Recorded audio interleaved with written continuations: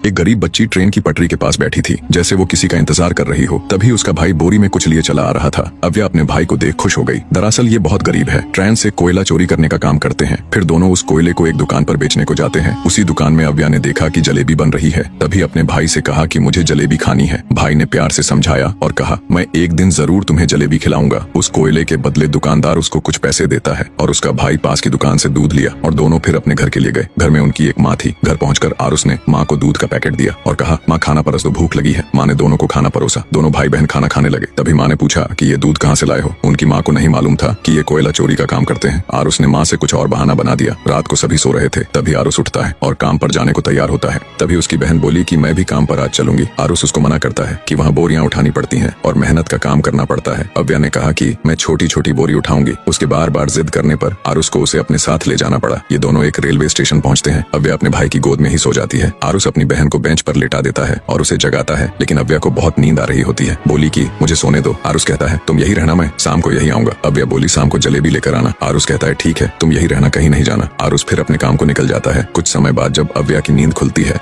उसने देखा कि रात गहरी थी और उस स्टेशन पर कोई नहीं था। वहाँ अव्या स्टेशन पर अकेली थी। वहीं पास में खड़ी ट्रेन के अंदर बैठकर सो जाती है। जब उसकी नींद खुलती है तो वह ट्रेन चल रही होती है। वह घबरा जाती है। वह ट्रेन में इधर उधर भागने लगती है और अपने भाई को आवाज भी देती है, लेकिन वहाँ कोई नहीं था। वह दरवाजा खोलने की भी कोशिश करती है, लेकिन दरवाजे पूरी तरह से लॉक थे। वह भूखी प्यासी उस ट्रेन में फंस चुकी थी। ट्रेन दूसरे दिन का सफर तय करके कलकत्ता वेस्ट बंगाल पहुंच जाती है। अव्या अपने गाँव से 1600 किलोमीटर दूर थी। अव्या मध्य प्रदेश के खांडवा डिस्ट्रिक्ट से है। वह स्टेशन पर उतरती है जहाँ बहुत भीड़ होती है। उसे कुछ समझ नहीं आता। वह टिकट काउंटर पर जाती है और कहती है कि मुझे अपने गांव जाना है। वहाँ उसकी कोई नहीं सुनता, क्योंकि वहाँ सभी बंगाली में बात करते हैं। अव्या निराश होकर स्टेशन पर अपने जैसे बच्चों के पास लेट जाती है। तभी कुछ देर बाद वहाँ कुछ लोग आते हैं जो बच्चों को जबरदस्ती पकड़ कर ले जा रहे होते हैं। अव्या वहाँ से किसी तरह भाग निकलती है। थोड़ी देर में वह एक मंदिर के पास पहुँचती है और देखती है कि माता की मूर्ति के सामने कुछ प्रसाद रखा होता है। वह किसी तरह वहाँ पहुँचकर माता को प्रणाम करके आराम से उस प्रसाद को ग्रहण करती है और फिर मंदिर के बाहर सो जाती है। और सुबह सुबह वह जल्दी उठकर ट्रेन की पटरियों पर चल रही होती है। वह अपने घर जाना चाहती है। तभी उसे एक औरत मिलती है जो अव्या से पूछती है कि तुम्हारा घर कहाँ है। अव्या कहती है कि बलियापुर में मेरा घर है। ये गांव इतना छोटा होता है कि किसी को कुछ पता नहीं होता। वह औरत उसे अपने घर ले जाती है और उसे नहलाती है और उसे खाना भी खिलाती है। रात में अव्या से कहती है कि कल एक आदमी आएगा जो तुम्हारी मदद करेगा और वो तुम्हारी मम्मी के पास तुम्हें ले जाएगा।